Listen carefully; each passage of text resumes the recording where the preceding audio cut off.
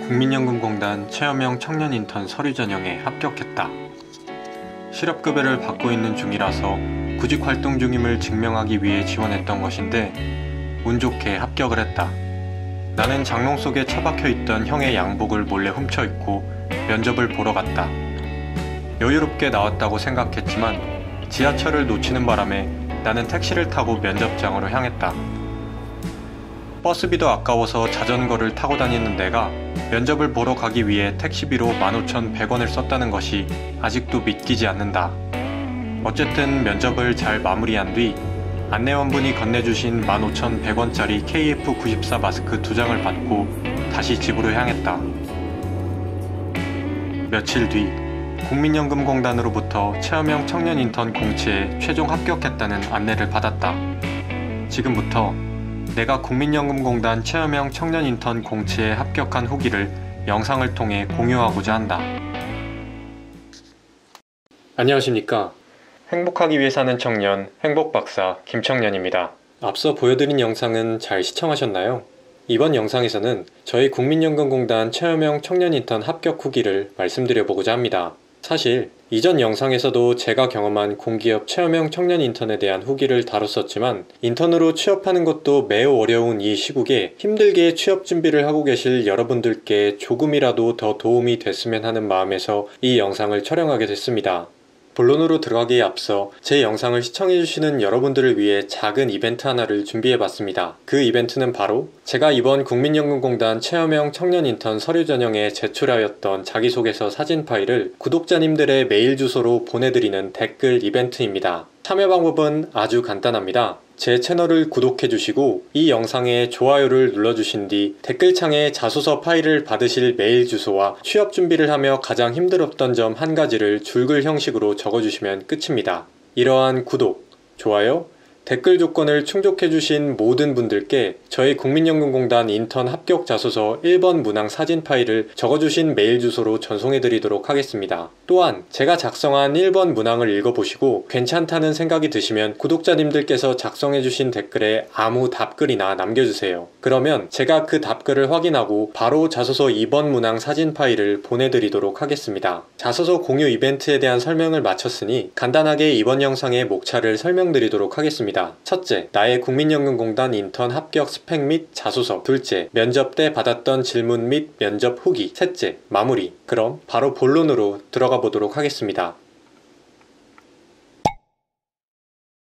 제 스펙을 말씀드리기에 앞서 잡알리오에 나와 있는 국민연금공단 체험형 청년 인턴의 경쟁률을 잠깐 살펴보도록 하겠습니다. 본부는 19대1, 서울 북부는 43대1, 서울 남부는 33대1, 경기 인천은 32대1, 부산은 34대1 등등 정규직으로 전환이 되지 않는 체험형 청년 인턴임에도 불구하고 경쟁률이 상당히 높다는 것을 알 수 있습니다. 하지만 두려워하실 필요가 전혀 없습니다. 제가 제공해드리는 자소서를 참고하신다면 아마 합격할 확률이 더 높아지실 간단하게 경쟁률을 살펴봤으니 이제 제가 서류 전형에 제출한 스펙, 즉 자격증과 어학 성적에 대해 말씀드려 보도록 하겠습니다. 이와 관련된 사항은 국민연금공단 체험형 청년 인턴 공고문에 나와 있는 부분을 참고하여 설명드리겠습니다. 지금 화면에 나와 있는 사진을 보시면 이번 인턴 채용 서류 전형에 점수가 부여되는 자격증들은 총 5가지가 있다는 것을 알 수 있습니다. 저는 이 중에서 3가지 자격증을 갖고 있었습니다. 첫 번째는 사회복지사 1급, 두 번째는 컴퓨터 활용 능력 1급, 마지막으로 세 번째는 한국사 능력 검정시험 1급이었습니다. 즉, 5개 자격증 중에서 3개의 자격증을 가지고 있었으니 자격증으로 약 48점을 획득했다고 보시면 됩니다. 다음으로 공인 어학 성적 부분을 살펴보도록 하겠습니다.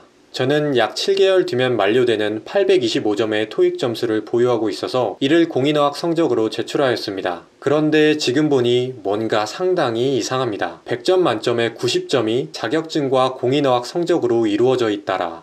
자소서는 고작 10점입니다. 뭔가 이걸 발견하고 매우 현타가 왔지만 그래도 자소서를 잘 쓰면 자격증 1개 정도는 커버할 수 있겠다는 생각이 들어서 그동안 쌓아온 자소서 내공을 힘껏 발휘하여 500자짜리 자소서 2문항을 작성하였습니다. 그렇다면 지금부터 국민연금공단 체험형 청년 인턴에 실제로 출제되었던 2개의 자소서 문항을 살펴보면서 이에 대한 설명을 드려보도록 하겠습니다. 먼저 첫 번째 문항을 보여드리도록 하겠습니다. 본인이 속한 조직에서 비윤리적인 상황을 목격한 경험이 있다면 그 경험을 기술하고 그 과정에서 어떻게 행동하였는지 구체적으로 기술하여 주시기 바랍니다. 저는 이 문항에 대한 답변으로 땡땡 공기업에서 인턴을 하며 겪었던 부정수급 환수 경험을 작성했습니다. 이 경험이 어떤 경험이었는지 간략하게 말씀드리면 다음과 같습니다. 땡땡 공기업 사업에 참여하여 받을 수 있는 수당은 사업 이외의 수당과 중복해서 받을 수 없는 것이 원칙인데 어떤 참여자가 이 상황을 모르고 사업수당을 신청했던 사례를 발견하여 적절한 환수 절차를 밟았다. 또한 이 과정에서 사업 매뉴얼을 정확히 숙지하고 이 상황을 상사에게 즉시 보고함으로써 일을 잘 처리할 수 있었다. 물론 이 부정수급 환수 경험은 세 문단으로 나눠서 두 괄식으로 그리고 구체적으로 작성하였습니다. 이와 관련된 저만의 자소서 작성 방법을 설명드리고 싶지만 그러면 너무 많은 시간이 소요되기 때문에 이 부분은 지금 위에 나오고 있는 영상으로 대체하도록 하겠습니다. 이제 이번 문항으로 넘어가 보도록 하겠습니다. 국민연금 제도는 국민의 노후 소득 보장을 위한 사회보장 제도입니다. 국민연금 제도 특성을 고려하여 제도를 시행하는 목적 등 국민연금 제도에 대한 자신의 생각을 구체적으로 기술하여 주시기 바랍니다. 저는 이 문항에 대한 답변으로 대학교를 다니며 수강했던 국민연금공단 노후준비 아카데미 기본과정 수료 경험과 리처드 탈러의 넛지라는 책을 읽은 경험을 작성했습니다. 이 경험이 어떤 경험이었는지 간략하게 말씀드리면 다음과 같습니다. 국민연금공단 노후준비 아카데미 기본과정을 수료하면서 국민연금 제도에 대한 기본적인 지식을 습득할 수 있었고 리처드 탈러의 넛지라는 책을 읽음으로써 국민연금 제도가 긍정적인 넛지의 대표적인 예시라는 것을 알 수 있었다. 즉 이러한 두 경험을 통해서 국민연금 제도가 어떤 제도인지 알게 됐고 이 제도에 대해서 더 알아보고 싶어서 공단에 지원하게 됐다는 지원 동기에 대한 내용이라고 이해하시면 됩니다. 이 역시 1번 문항과 똑같이 세 문단으로 나눠서 두 괄식으로 그리고 구체적으로 작성하였습니다. 여기서 잠깐 제가 방금 말씀드린 리처드 탈러의 넛지라는 책이 궁금하신 분들은 제가 블로그에 작성해 놓은 글을 참고하시면 됩니다. 이 역시 밑에 설명 부분에 관련 링크를 달아두도록 하겠습니다. 그럼 이쯤에서 스펙 및 자소서 부분에 대한 설명을 마치고 다음 목차인 면접 부분으로 넘어가 보도록 하겠습니다.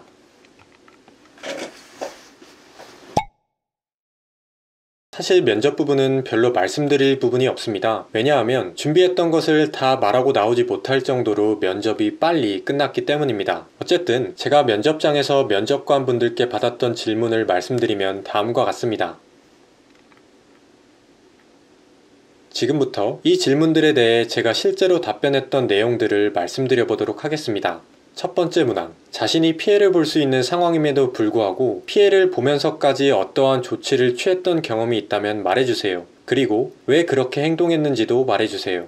이 질문을 듣자마자 NCS 직업윤리 부분이 떠오름과 동시에 확실히 공공기관이라서 이런 질문을 하시는구나 라는 생각이 떠올랐습니다. 원래는 이 질문에 대한 답변을 자소서 1번 문항에 적었던 내용을 토대로 답변 드리려고 했으나 뭔가 너무 딱딱한 것 같아서 땡땡 공기업에서의 민원응대 경험으로 답변을 했습니다. 이 답변을 간단하게 말씀드리면 다음과 같습니다. 땡땡 공기업에서 공단의 서비스에 불만을 품은 참여자와 상담을 한 적이 있었는데 이 과정에서 고객의 흥분을 먼저 가라앉히는 것이 중요하다고 생각하여 경청기술을 적극적으로 활용했다. 예를 들어 고개를 끄덕이는 비언어적인 표현을 사용하고 고객의 말을 제 언어로 요약해서 다시 말씀드림으로써 고객의 심정을 잘 이해하고 있다는 것을 표현했다. 비록 상담이 길어져서 점심시간을 빼앗겼지만 이를 통해 상담을 잘 마무리할 수 있었다. 마지막에 말한 점심시간을 뺏겼다는 말이 살짝 그렇긴 하지만 이 경험은 제가 실제로 겪었던 일이었기 때문에 그냥 있는 그대로 답변을 드렸습니다. 이제 두 번째 질문으로 넘어가 보도록 하겠습니다. 두 번째 문항, 자소서 1번 문항에 작성한 내용에 대해 구체적으로 말해주세요.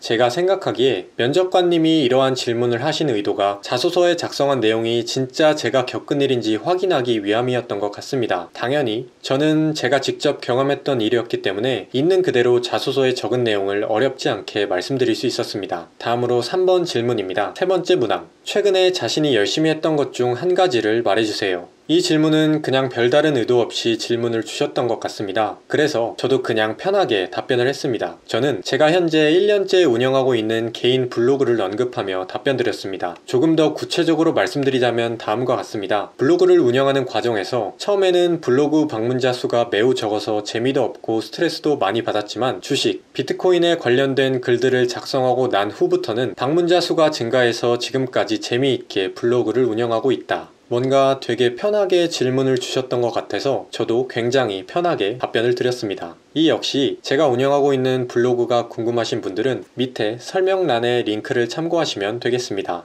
이제 마지막 질문에 대해 말씀드려 보도록 하겠습니다. 네 번째 질문. 자신이 회사에서 일을 하는 도중에 갑자기 어떤 고객이 자신에게 선물을 주고 도망을 갔다고 상상해 보세요. 이때 어떻게 하실 건지 말해주세요. 이 질문에 대한 답변 역시 위에서 언급드렸던 답변들처럼 제 경험을 토대로 말씀드렸습니다. 제가 땡땡 공기업에서 근무를 할 당시 어떤 고객이 레몬 1kg를 주고 도망가신 적이 있는데 이걸 어떻게 처리해야 할지 부서원들과 회의를 한 뒤 기부를 하는 것으로 결정을 해서 적절히 일을 마무리할 수 있었다고 답변을 드렸습니다. 사실 여기서 그 레몬을 기부했었는지 아니면 공기업에 있는 무료 카페에 나눔을 했었는지 잘 기억이 안 났지만 다행히도 적절하게 잘 답변을 할 수 있었습니다. 여기까지가 제가 면접장에서 받았던 4가지 질문들에 대한 답변이라고 보시면 됩니다. 원래는 면접에 관련된 저만의 팁들도 말씀을 드려볼까 했지만 생각보다 영상이 길어져서 이 부분 역시 위에 나오고 있는 제가 촬영한 영상으로 대체해 보도록 하겠습니다. 그럼 이제 마지막 목차로 넘어가서 영상을 마무리해 보도록 하겠습니다.